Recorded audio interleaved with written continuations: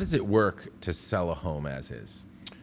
Well, it would start by either calling or submitting something online to me.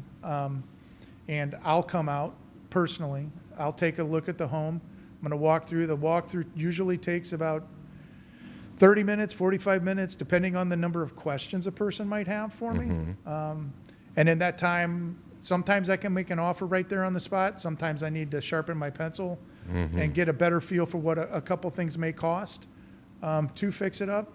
But, and then I make an offer, and our offers are, they're made to be very simple for the homeowner. So our offer, it's not contingent on financing, so it's a cash offer.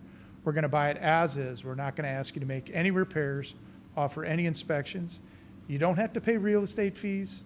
You're not going to have to pay the closing costs at the title company. My office will walk you through that whole process of the closing. We handle all the paperwork necessary. And really all you need to do after we agree on a price is tell me when you want to close. Is that 7 days? Is it 30 days? Is it 60 days?